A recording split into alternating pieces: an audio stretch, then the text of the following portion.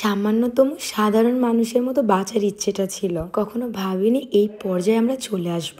আশেপাশের সবাই আমাদেরকে এত এত ভালোবাসা দিচ্ছে যে নিজেদের কাছে নিজেরাই এখন অসাধারণ হয়ে উঠেছি। ভেতরে যেন এক অদ্ভুত ভালো লাগা কাজ করছিল। আসসালামু আলাইকুম, আমি আরুশারু। আজকে একটি সুন্দর ভিডিওর ব্লগ নিয়ে চলে এসেছি আবার আপনাদের মাঝে।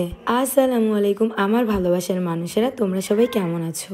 এই সেই গ্রাম, এই সেই ঘর, এই সেই মাটি যেখানে কিনা আমি ছোট থেকে বড় হয়েছি। শৈশবের অনেক কিছু স্মৃতি লুকিয়ে আছে আমাদের এই গ্রামে। আজকে দেখুন ভাগ্যবশত এখানে চলে এসেছে আমার জামাই।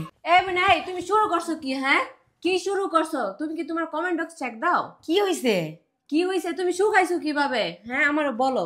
তুমি আমার থেকে মোটা ছিলে, এখন তুমি দেখো তো আমার থেকে চিকন হয়ে গেছো।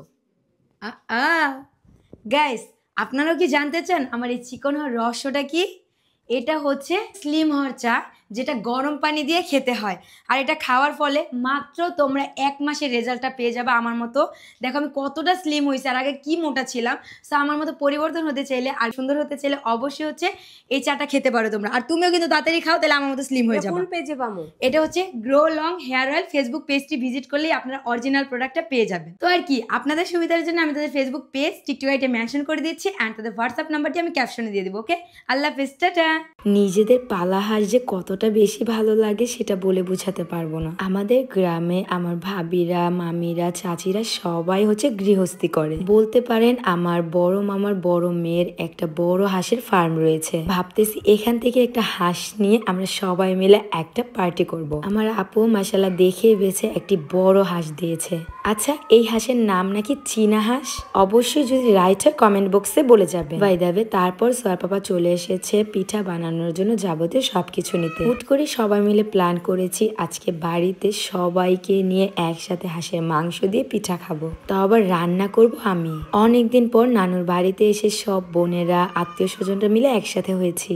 শীতে সবাই মিলে একসাথে এভাবে বসে কাজ করার মজাটাই যেন আলাদা। এদিক দিয়ে আমার মামাতো ভাই আসিফ আমাকে অনেক কাজে হেল্প করতেছে। আচ্ছা, আমার বানানোর রুটিটা গোল হয় না কেন আমি একদমই বুঝতে পারি না। তাই তো আপুর কাছে বসে বসে শিখছিলাম আর বানাচ্ছিলাম। শুনেছি চেষ্টাই মানুষের সফল উদ্দেশ্য। চেষ্টা করে মানুষ কিছু করতে চাইলে মহান আল্লাহ তাআলা কোনোদিনও তাকে কোনো কিছুতে ঠকায় না। 1 দিন 2 দিন 3 দিন করতে করতে সেই মানুষটিও প্রতিষ্ঠিত হয়ে ওঠে। ছোট থেকেই দেখে এসেছি আমার নানুর বাড়িতে সবাই খুব এনজয় করে। আজও সেই সবাই আগের মতোই রয়ে গেছে। এদিক দিয়ে আমার বোনের মেয়ের জামাই আমাকে হাঁসের মাংস রান্না করাতে অনেকটা হেল্প করতেছে। প্রতিটা মানুষই কাজ জানে, কেউ পারফেক্ট কেউ non perfect, but not fake easily সবার কাছে সবকিছুই সম্ভব। আজকে 2 বছর পর নানুর বাড়িতে এসেছি, বাট আমার নানু নেই। আজ আমার নানু বেঁচে থাকলে হয়তো বা এর থেকে আরো বেশি ভালো হতো। 2 চোখের মনি ছিলাম আমি তার। সবাই বলতো আমি নাকি কখনো রান্না বান্না পারবো না, বাট দেখুন আজকে আমি রান্না করতেছি সবার জন্য। এটাকেই বলে নিয়তি। কখনো কাউকে নিয়ে হাসতে নেই, কখনো কাউকে নিয়ে ঠাট্টা করতে নেই। আজকে আপনি পারেন তো কালকে আমিও পেরে যেতে পারি। হাঁসের মাংস কষানোর মধ্যেই সোয়ার পাপা বললো আমাকে 1 পিস দাও। তো আমি তাকে রুটি আর 1 পিস মাংস দিয়ে দিলাম। সোয়ার পাপা এমনিতে সবসময় আমার রান্নার প্রশংসা করতেই থাকে। শ্বশুরবাড়ির সবাইকে রান্না করে খাইয়েছি, আজকে বাবার বাড়ির সবাইকে রান্না করে খাওয়াবো।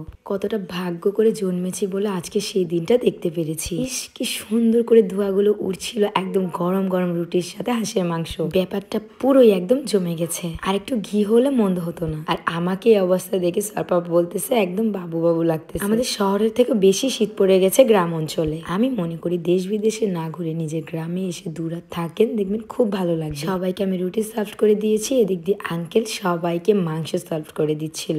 রুটি দিয়ে খাওয়ার পালা শেষ হলে সবাই মিলে গরম ভাত দিয়ে খাবো। ইস, কি যে মজা। দেখুন স্যার বাবার অবস্থাটা। বাই দ্য ওয়ে, আজকে চলে এসেছে একদম ভিডিও শেষ পর্যায়ে। ভিডিওটি কেমন লেগেছে সবাই কমেন্ট করে জানাবেন। ভালো থাকবেন, আল্লাহ হাফেজ, টাটা।